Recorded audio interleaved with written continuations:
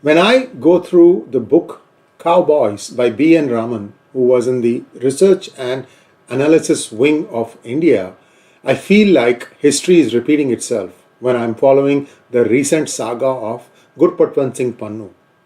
In the early 70s, the CIA, along with ISI of Pakistan, were actively aiding and helping another individual called Dr. 𝙥𝙬𝙤 Chohan.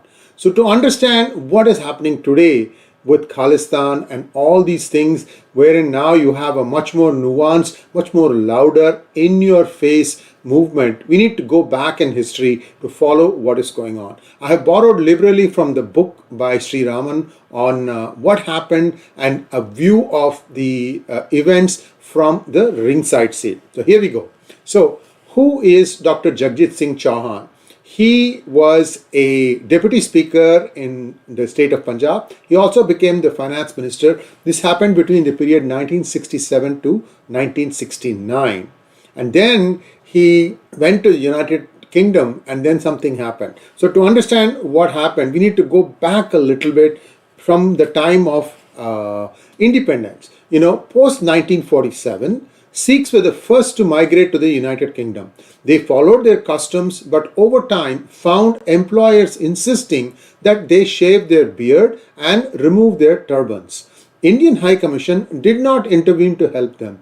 Nehru had a very hands-off policy as far as standing up for the rights of Indian diaspora at that point of time. In fact, I would be bold to say that the Indian High Commission followed this rule for a long time.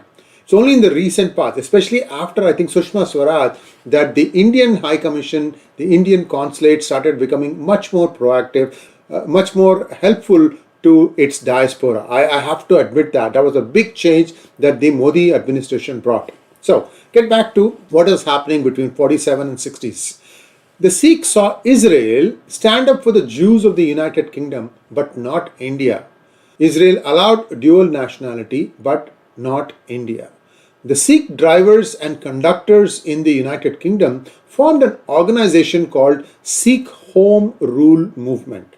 Now, remember our hero, Dr. J.S. Chohan? He migrated to the United Kingdom, took over this movement and called it Khalistan. That is how the word Khalistan was born.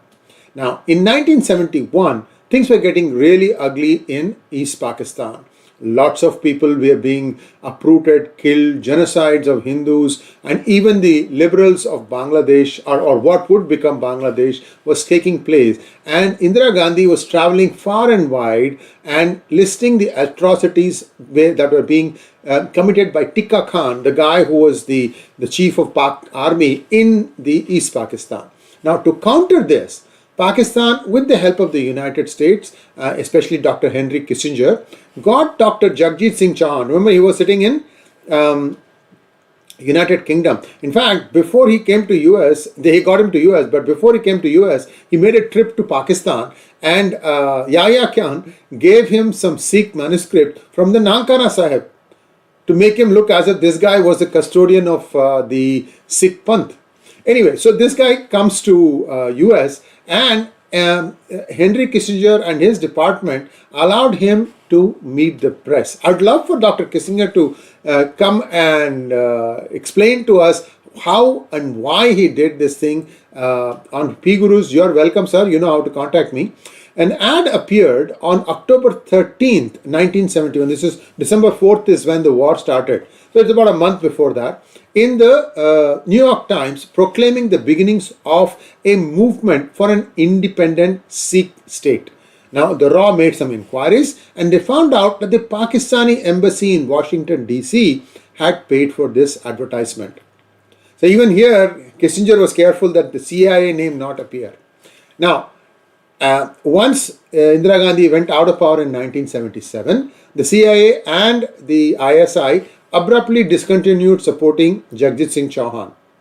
A number of other Sikh organizations formed by sections of the Sikh youth in the United Kingdom, the United States and Canada came into being with the names like ISYF, International Sikh Youth Federation, the Dal Khalsa, the 𝗣𝗬𝗪 Khalsa, etc. In fact, some of these organizations are banned even as of today. These advocated a violent campaign for the creation of Khalistan and repudiated the leadership of Dr. S Chohan, who was against resorting to violence. Now, after him came another individual. This man used to work in Punjab police, 𝗤𝙁𝙤𝘆 𝗔𝗚. Now, his wife was a good friend. His wife was from Kenya, and he moved to US, and he married this Kenyan lady. His wife was a good friend of the wife of Zia-Ul-Haq, and therefore there was another meeting of the minds, if you will. In fact, they were so close that when Zia-Ul-Haq once visited United States, his special needs child, daughter, did not stay at the hotel with the Haqs, but the child stayed with the Dillons. Interesting. Now, after that, there is one other individual, Bhai Gajinder Singh, and he formed the Dal Khalsa, and he carried out the hijacking of Indian Airlines aircraft and took it to Lahore. The first hijacking happened on September 29, 1981. Why am I saying the first hijacking? Do you want to know how many hijackings took place between September 1981 to August 1984? 5. The Pakistani authorities persuaded the hijackers to release the passengers and the plane and to surrender themselves. The plane with the passengers returned to India. The surrendered hijackers, including Gajinder Singh, were allowed to live in the Nankana Sahib Gurdwara. This is the most holiest shrine for the Sikhs.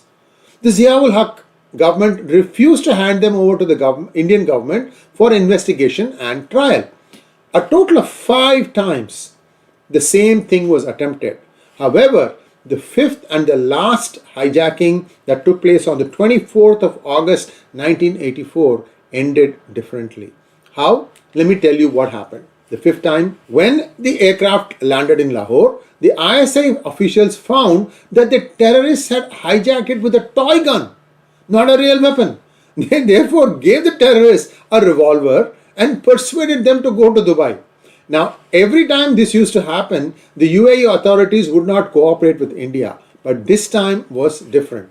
When the plane landed at Dubai, the authorities of UAE persuaded them to terminate the hijacking by promising that they would not be handed over to the Indian authorities.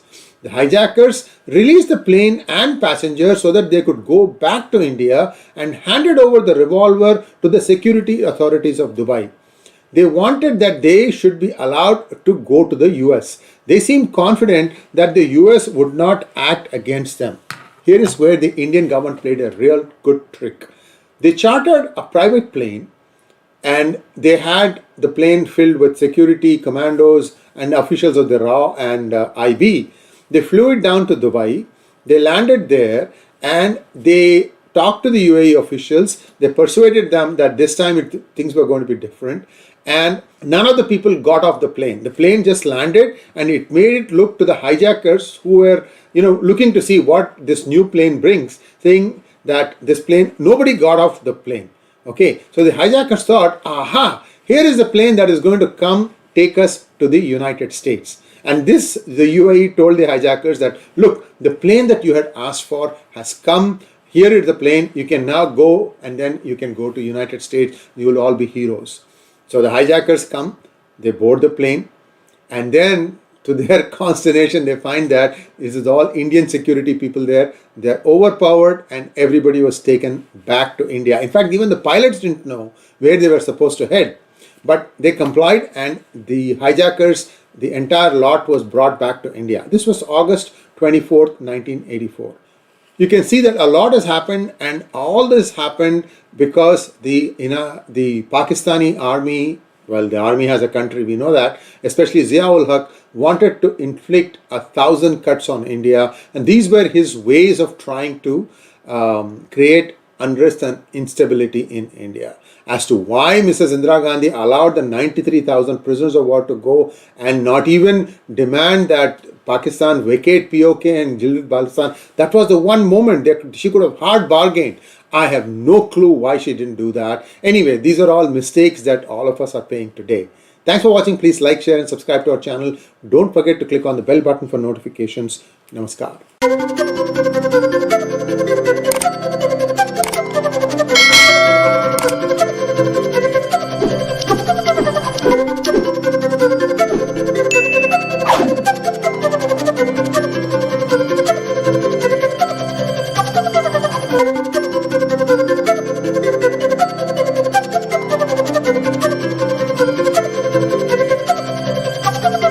𝗤𝙜